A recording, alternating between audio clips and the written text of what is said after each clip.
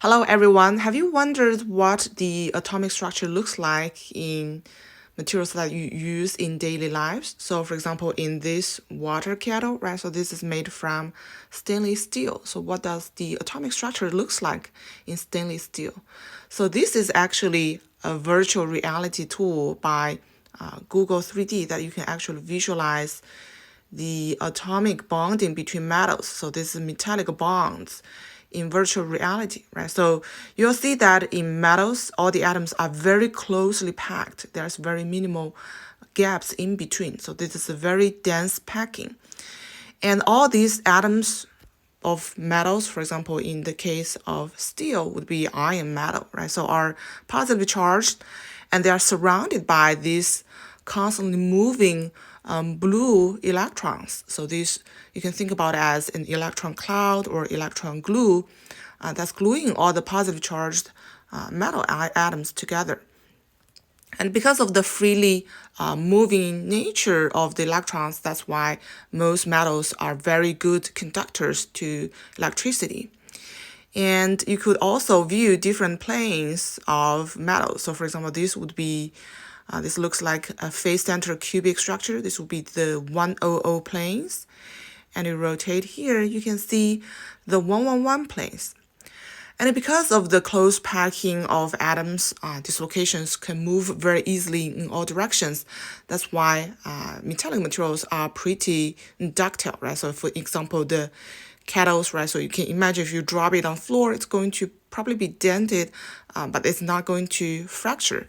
On the other hand, other materials such as the ceramics that's used in the mug or the glass, silica glass, are bonded via other types of bonding, for example, ionic and covalent bonds that are very different from the metallic bonds that you see here.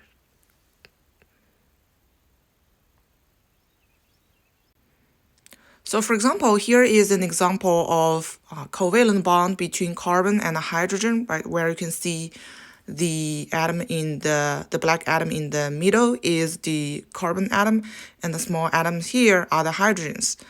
And you will see that they are formed by bond hybridization. And actually, you can also visualize that in Google 3D. So I'm here just quickly to show you how the bond looks like, and you can rotate it.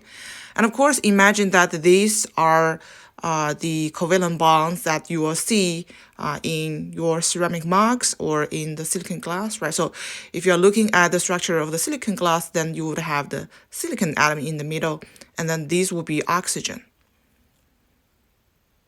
In the glass that you see, in addition to covalent bond, you could also have a lot of ionic bonds. So ionic bonds are formed between two atoms with very different electron activity. So in this case, your sodium and chloride, for example.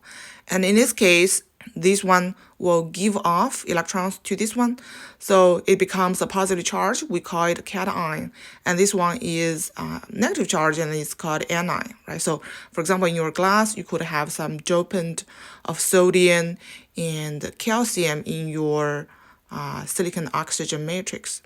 And of course, you can, again, visualize them and rotate them in 3D. And it's because of their different charge that dislocations are hard to propagate inside these materials.